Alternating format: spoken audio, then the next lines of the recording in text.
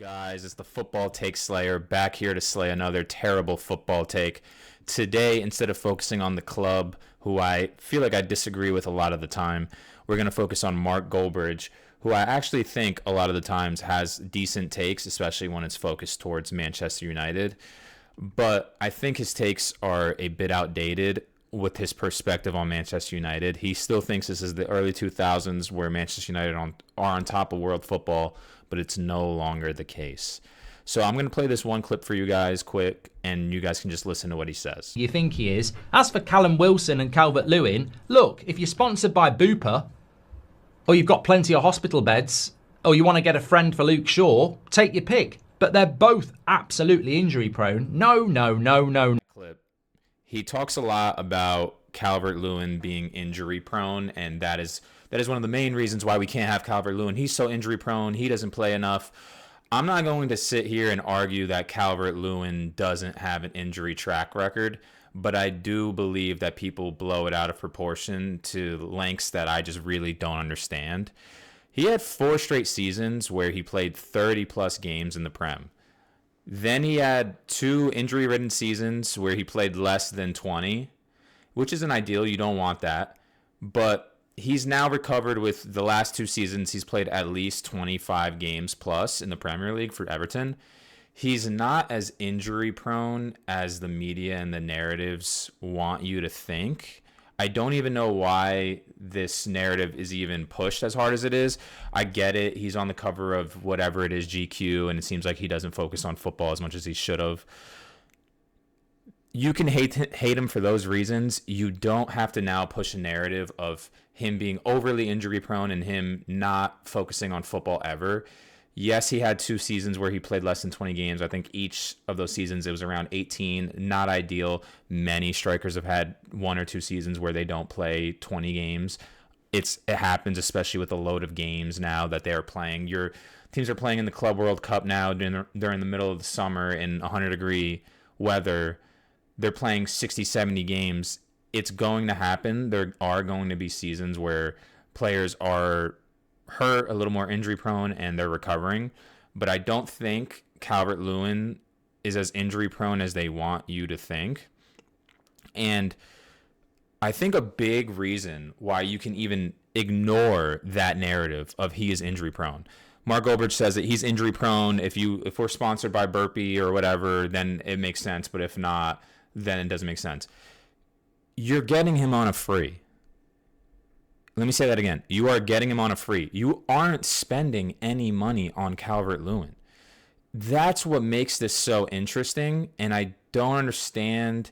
I understand slightly why fans and even Mark Goldbridge don't like the signing, because as fans, you always want somebody that is going to instantly improve your starting 11. You always want the Gyökeres, you always want the Sesko, you always want the Haalands of the world. But there is space and there is need for players that aren't going to instantly start in your starting 11 and instantly improve the starting 11 squad. That's why there's players like Cherky signing for Manchester City. Is he going to instantly start over Phil Foden? Probably not, but can he push Phil Foden to be better? And if he does eventually succeed, Phil Foden, will he take a spot? Of course. That's why Arsenal, and I made the video yesterday and I had a bunch of comments talking about Noni Madueke. That's why Arsenal signs Madueke. Is he going to instantly start? No. Are you signing him with the thought process of him being a backup? Yes. If he comes on and he kills it, will he eventually start over Gabriel Martinelli? Of course. And that is the upside of these sorts of transfers. That's the upside of signing a Calvert-Lewin. Are you looking for Calvert-Lewin to be your only striker as Manchester United that you're signing this summer? No. Are you okay with signing him on a 2-year deal, giving him 80,000 euro per week for 2 years, and if he's injury prone still, you can just move on? Yes. Are you hoping you sign him for free, give him a 2-year contract, and he comes on and he is scoring goals and maybe even pushing a striker that Manchester United actually signs for a big fee like Moise Kean? Yes, that is the point of a free transfer. There is some risk to it, but that's why it's free. He also adds, and I feel like people don't talk about it anymore because just managers like Pep Guardiola change the game. He adds a plan B literally for free. You now have an aerial box presence that is in the 97th percentile for aerials won without having to spend a single dime. And you now have plan B if the tight technical Xerxes isn't scoring in a game, where you can send on a Calvert-Lewin and instantly change the style of play. And I know there's already people listening saying, oh, we don't want to play Route 1 football. We don't want to change the style of play. Oh, you don't? Is that not what Manchester United did almost every game when they were losing towards the end? When they were sending Harry Maguire up front and he was single-handedly saving your season. He was single-handedly winning you guys games. That no one wants to play Route 1 football until you have to play Route 1 football. And unfortunately, Calvert-Lewin is one of the best. And if you can get one of the best Route 1 football players for free, I don't see the risk in that. I'm not saying for him to be your only signing at striker, but I don't see him being one of two as a bad thing. I think it would actually be a very, very smart signing. And then you could listen to this next clip where Mark Goldbridge talks about Moise Kean. But I'm not convinced by these people who tell me that, oh, Keane's a lot better now. I know he was absolutely shit at Everton, but he's better now. He's gone back to Italy and he's done well. Oh, would that be the Italian league that's a lot slower than the Premier League and a lot less intense? So you're telling me he came to the intense, quick Premier League, couldn't deal with it, went back to the slower, more technical Italian league and has done well? Big red flag. Absolutely no way. You can now see Mark Goldbridge kind of talks about Moise Kean is a lot better now. He was shit at Everton, but now he's a lot better. And he doesn't trust it. I don't disagree with him. I think Moise Kean, even last year, wasn't having that great of a season in the Serie A. His stats were relatively bad. He's had one good season now for Fiorentina, and he's now maybe securing a deal at Manchester United. It is a little bit worrisome because you are going to spend such a high fee on him. But I think, does anyone ever think about, is there something in common with Calvert-Lewin and Moise Kean? Yes, they both played for Everton. When Moise Kean came to the Prem for that one season and was really, really bad, what is the common denominator there? He was playing for Everton. Calvert-Lewin plays for Everton. Is there maybe a reason why Kean didn't play well for Everton but now plays well for Fiorentina? I mean, it 100% could be the league. But it also could be the fact that Everton has always been a lackluster attacking side that never dominate possession, and chances just come few and far between. The last couple seasons, you've been relying on Decore to start playing attacking midfield and score about 10 goals to basically keep Everton afloat. They aren't the most attacking side. And unfortunately for Calvert-Lewin, he's never gotten to go to another team and see if Everton is the main issue. But Moise Kean has, and you are now seeing him able to play at a higher level. So if he was staying in Everton, maybe he was just going to be bad forever. Maybe every single one of those seasons he's going to have bad stats because he's not getting the chances that he needs. But he was able to move to Fiorentina, and now he looks like a great striker. And the argument can always, I feel like this argument always favors Calvert-Lewin. Everton's top goal scorer this year was Ndiaye with 9 goals, and 2 of those were penalty kicks. Their top scorer the last year was Calvert-Lewin with around 8. Then the year before that, it was Dwight McNeil with 7, and the year before that, it was Richarlison finally with 10. You have to go back around 4 years to see a double-digit goal scorer in the league for Everton.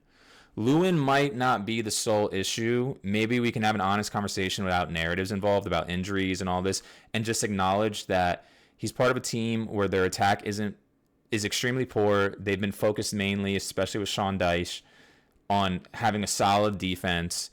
And now you can obviously expect their striker, Calvert-Lewin, to struggle with that. And then I just want to get this out here. This is a narrative that I'm starting. This is part of the rebuilding process. Mark Goldbridge says that if these are now the players you are looking for and looking at, you are no longer Manchester United.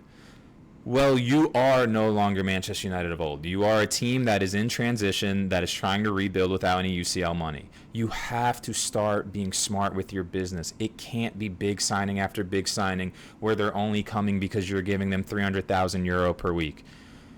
you have to start being smarter. You have to start innovating. Goldbridge brings up Callum Wilson, which I fully agree at this moment in time. Callum Wilson's 33. He's way too past it. They shouldn't even consider him. But let's look at Callum Wilson for Newcastle. They bought him when he was 28 for 20 million euro. He contributed 58 goal. He had 58 goal contributions in 113 appearances. That is great value for your money. And now that Newcastle is fighting, and that was when Newcastle was fighting for mid-table positions when Callum Wilson got there, and he's helped them consistently finish now in the top 8. And now they're ready to move on. And now they're in the financial position and the European positions to no longer look at players of Callum Wilson's caliber. They're now looking at the Elangas and the Emblemos of the world, and they're able to keep people like Alexander Isak. You have to realize when you're in a rebuild, when you're in a transition, and you have to realize you're no longer competing with the Arsenals and the Man City of the world for Gyökeres, unless you want to give them insane salaries and have the financial issues you now have. Sometimes it's smart to go and sign, like Newcastle did with Callum Wilson, a 28-year-old an England-born striker who's had success, and he's never had insane seasons, but he's always been somewhat consistent, and bring him to a team where maybe you guys can elevate the play. And finally, I just want to show you guys can see these two charts. You can look at these charts, and Goldbridge mentions Ollie Watkins as a decent striker signing for them, which I don't disagree. I like Ollie Watkins. But when you look at these charts aren't that far off. Calvert-Lewin is in a higher percentile for non-penalty XG than Watkins, while playing on a significantly worse team that creates very minimal chances. Ollie Watkins is playing on a significantly better team, constantly in possession, fighting for European places, and he has a worse non-penalty XG than Calvert-Lewin does. Yes, is Watkins' overall chart better? I mean, of course, but that's why Watkins will cost you 50 mil, and the other, which is Calvert-Lewin, will cost you nothing. And the one that is costing you nothing is actually putting himself in more goal-scoring opportunities than the one that will cost you 50 million euro. And when you think of Amorim's system, which I watched a lot at Sporting, it's heavily reliant on the two attacking midfielders and the two wingbacks being aggressive in one-on-ones and trying to lay the ball off for a striker to finish. You're not overly relying on your striker to create, you're overly relying on your striker to finish. That's why they signed people that are super athletic like Dorgu, who is good at taking on their defenders and will constantly overlap, will constantly run up and down and keep the width, because you are relying on your wingbacks and your attacking midfielders to create those chances, and you are relying on your strikers solely to finish those chances, not to create them. Calvert-Lewin doesn't need the progressive carries that Watkins has, because that isn't his role in the system. His role in the system is to finish the progressive carries that Mateus Cunha is going to have and the take-ons that Dorgu is going to have. And I just want to throw this out here. It's crazy how quick football moves, and maybe I'm in the wrong for thinking it shouldn't move this quick, but a year ago there were think pieces and articles that I posted right now, you could see on the screen, is they're being written about how Calvert-Lewin is all an Arsenal squad needs to finish the squad. That's all they need is a Calvert-Lewin, and that'll help fully finish the squad. So a year or two ago, there's rumors of Calvert-Lewin going to a team like Arsenal, who's consistently finishing second and just went to the semifinals of a Champions League. And now he's not even good enough on a free to Manchester United to be a backup striker. Please make it make sense.